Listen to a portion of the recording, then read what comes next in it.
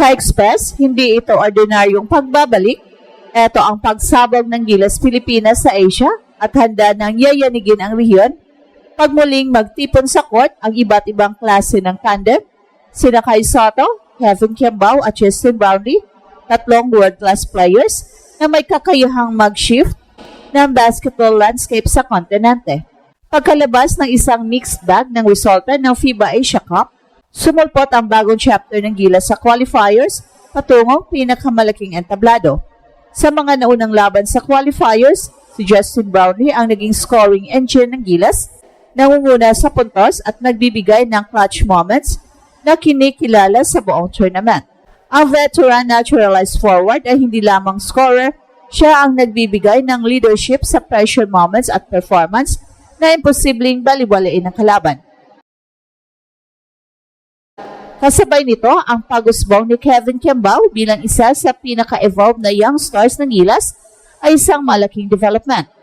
Mula sa pagiging electric role player, unti-unti niyang pinatunayan na kaya niya maging reliable scorer at defender hanggang mag-step up sa mga critical na sandali. Ang kanyang agresibong pag-atake sa rim at confidence sa mid-range ay nagbigay ng bagong dimensyon sa opensa ng Gilas, isang bagay na kinikilala ng mga coaching staff at mga analyst bilang vital component ng kupunan. At hindi matatago ang pagkadominante ni Kai sa loob ng court.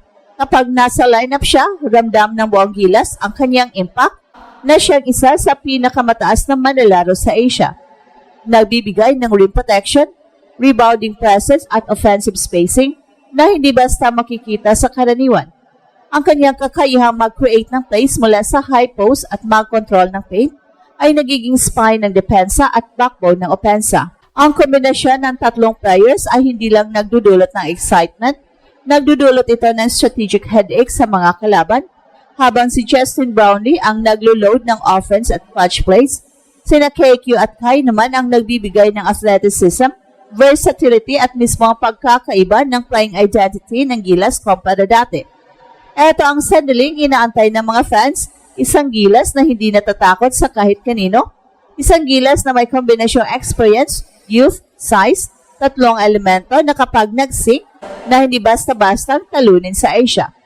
At habang papalapit ang mga bagong laban sa qualifiers at international windows, ang tanong na kumakalat sa buong rehiyon ay isa lamang, handa na bang yayanigin ng Gilas ang basketball na kilalang pinamumunuan ng Japan, Australia, China at iba pa?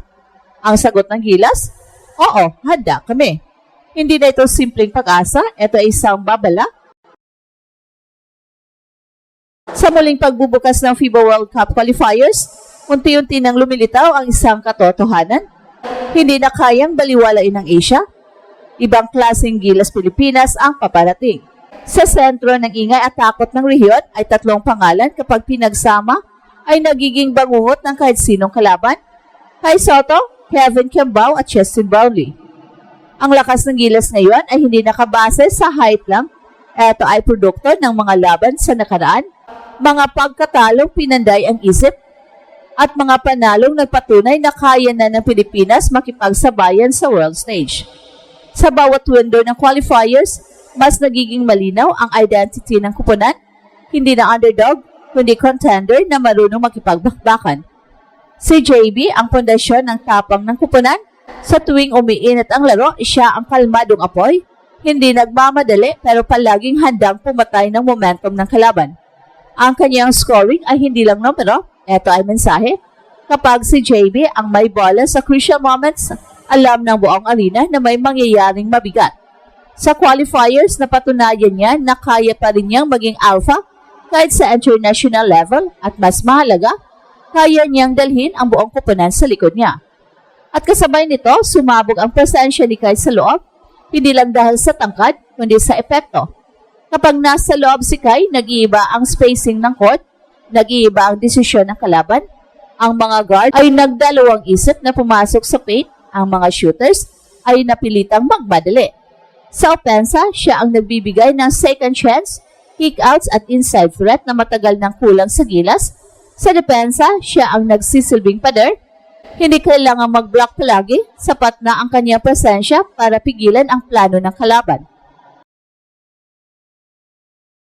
At dito pumapasok ang bagong elemento na lalong nagpapabagsik sa gilas. Kevin Kimball, hindi na siya basta role player, hindi na rin siya potential. Sa qualifiers, ipinakita ni KQ ang maturity ng isang player na handang umako ng responsibilidad. Kaya niyang umatake, kaya niyang mag-adjust at higit sa lahat, kaya niyang magbigay ng energy sa magkabilang dulo ng court. Siya ang tulay sa pagitan ng veterano at ng bagong henerasyon, athletic, fearless at gutom sa malaking eksena. Kapag pinagsama ang tatlo, nabubuo ang isang kombinasyong bihira sa Asia.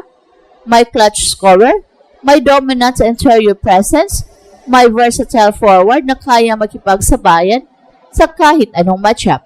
Ito ang dahilan kung bakit ramdam na ang kaba sa rehiyon kahit wala pa sa court ang buong pwersa ng Gilas.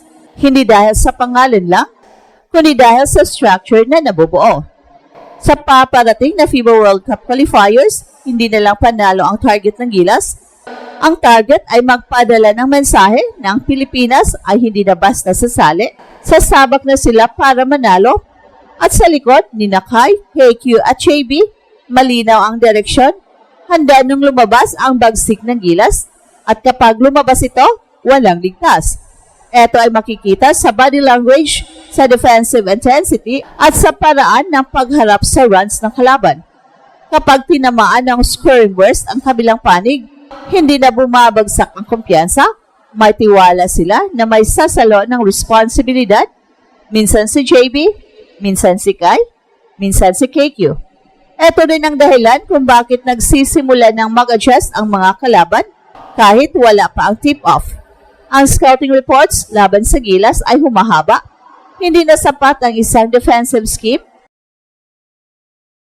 Kailangan ng multiple looks, switching, at risk-taking na pwedeng mag-backfire anumang oras. Sa qualifiers, kung saan dikit ang schedule at maliit ang preparation time, ang ganitong pressure ay malaking advantage para sa Gilas. At para sa mga fans, ang excitement ay hindi lang dahil sa panalo, kundi sa pakiramdam na may direksyon ang programa. Nakikita nila ang blueprint, isang core na kayang dalhin ang kupunan ngayon at sa susunod pang mga taon, isang Gilas na may mukha, may leader at may tapang.